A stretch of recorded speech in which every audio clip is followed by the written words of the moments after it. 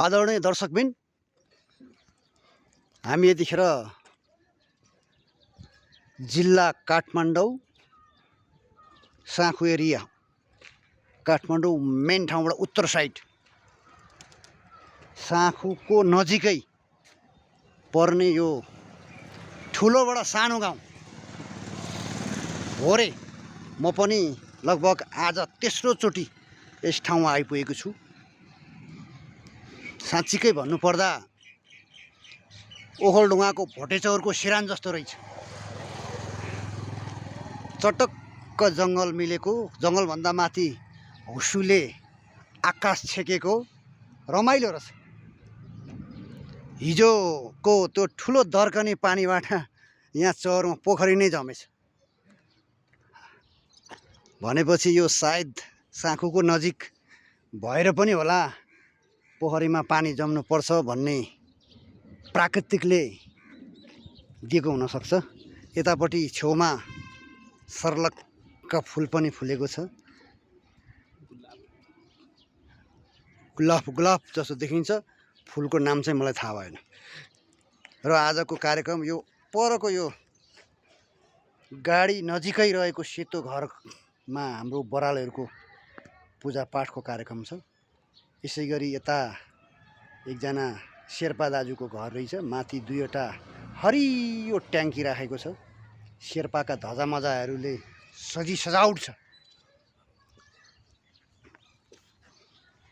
त यो कस्तो रमाइलो ठाउँ रहेछ।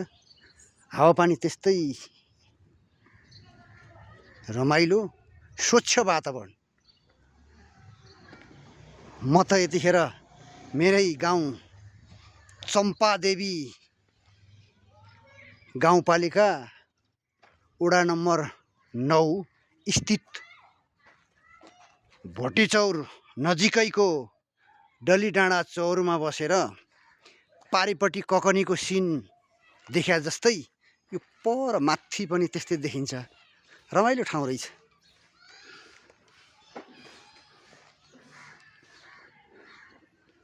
यो माता इन्द्रणी भनेर लेखिएको एउटा गाडी पनि यहाँ पार्किङ गरिएको रहेछ। यहाँ तोरी कुटेर त्यस्तै छ। नाङ्लामा सर्लक्क पारिराख्नु भएको छ उहाँले तोरी कुटेर। अगाडि गहुँ पनि पाकेर पहेँलै भइसकेको अवस्था देखिन्छ।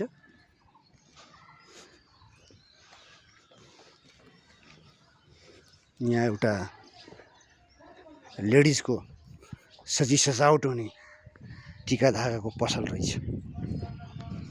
यो ग्रामीण भेग जस्तै छ। यता हेर्नुहोस् त गैरामा टनेल, बाँसका टनेल बनाएको रहेछ। सँगै गहुँ पाकिरहेको छ। यहाँ यो इनार खन्दाखेरि राख्ने यो गोलो, यसको नाम के भन्छ अरे? रिङ। इनारमा लगान गर्ने रिङ पनि यहाँ बनाउने ठाउँ रहेछ। सायद यो पर एउटा टरो छ, कुखुरा देखिन्छ टराभित्र। यो कुखुरा पाल्ने टरो भएको जस्तो महसुस मलाई लागेको छ। र कुखुराको टरोसँगै ग्रामीण भेगमा हामी आरु भन्थ्यौँ, यहाँ चाहिँ के भन्छन् त्यो थाहा छैन। आरुको बोट जस्तै देखिन्छ। यता कस्मेटिक दोकान पनि रहेछ। यहाँ तरकारी, फलफुल, मकै रोप्ने कार्यक्रमको लागि एकजना महिला बहिनी धमाधम कोदालोले खन्दै हुनुहुन्छ।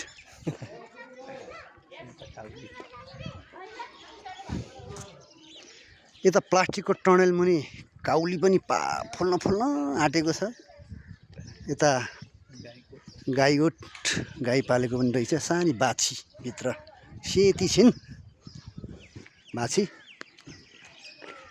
र यो परको जङ्गलभन्दा मुनिको गाउँ त रमाइलो रहेछ। बाक्लै घरहरू बनेका रहेछ।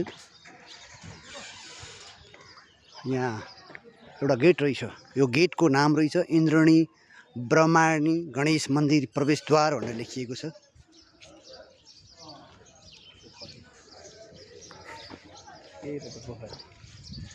र यहाँ यहाँका मान्छेहरूले सायद यहाँको सजावटको रूपमा बनाएको होला। यो सुन्दर पोखरी रहेछ। सुन्दर पोखरीको बिचमा केही चिज उम्रिन आँटेको छ। हुनसक्छ फुल अथवा लेउ, केही न केही त हो पक्कै पनि।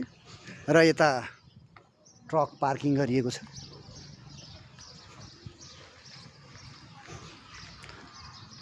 र यो ट्रककै छेउमा अति चाँडो फास्ट भनेर लेखेको छ। के हो यो थाहा भएन। यो सायद गाडी चार्ज गर्ने ठाउँ हुनसक्छ।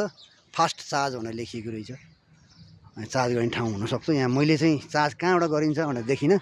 यहाँ तारहरू लाङराङ लोरङ तल झरेका छन्। यही ठाउँ होला मेरो विचारमा। योभन्दा अगाडि जानलाई मोटरसाइकल स्टार्ट गर्नै पर्छ र अगाडि जान सकिन्न। पारीको दृश्य हेर्नुहोस् तपाईँहरू। यो माथि राता राता घर देखिन्छन् भने यतातिर रमाइलो जङ्गल छ। जङ्गलको मुनिमा ग्रामीण घरहरू राम्रा राम्रा छन् र त्यहाँ जान पाए सायद अझै धेरै रमाइलो हुन्थ्यो होला। त्यहाँ जानलाई समय छैन अहिलेको लागि। यहीँबाट हेर्दाखेरि नै हामीलाई धेरै रमाइलो लागेको जस्तो लागेको छ। सायद यो भिडियो हेर्ने साथीहरूलाई पनि रमाइलो लाग्न सक्छ मेरो विचारमा।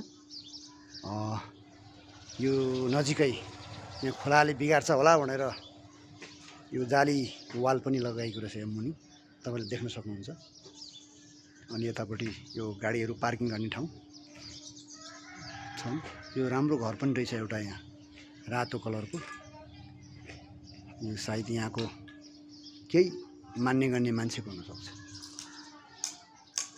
र अरू छेउछाउमा हेर्दाखेरि त्यस्तै कस्तै हो। यो घरभन्दा अलिकति पर्तिर एउटा मन्दिर पनि रहेछ। मन्दिरको छानो पित्तलको छ, गजुर छ। सँगै एउटा घर पनि छ। घरको माथि एउटा कालो ट्याङ्की पनि छ। ओल्लो घरमा कालो ट्याङ्की दुईवटा, त्योभन्दा पल्लो घरमा अझ दुईवटा ट्याङ्की। र उतापट्टि चाहिँ पिपलको रुख देखिरहेछ। तर पिपलको रुखमा पातहरू पलाएको छैन, छ्याङ्ग्याङ्ग परेको छ। यसै गरी यता यसो हेर्दाखेरि यो एउटा के फुलिरहेको छ, यो के को बिरुवा हो यसको नाम त म भन्न सक्दिनँ र जानेको पनि छैन। लगतै सँगै बाँसको रुख। यो बाँस रुख, बाँस सबैमा भलो, एउटै चिजमा को भलो के हो त भन्दाखेरि बाँसको सबै चिज बन्छ। बलो बन्छ, खाँबो बन्छ, हरिस बन्छ, अनौ बन्छ। मान्छे मर्दाखेरि पनि बाँस चाहिन्छ, पर्दाखेरि पनि बाँस चाहिन्छ। तर हलो चाहिँ बाँसको बन्दैन अरे। त्यही हलो बन्दैन।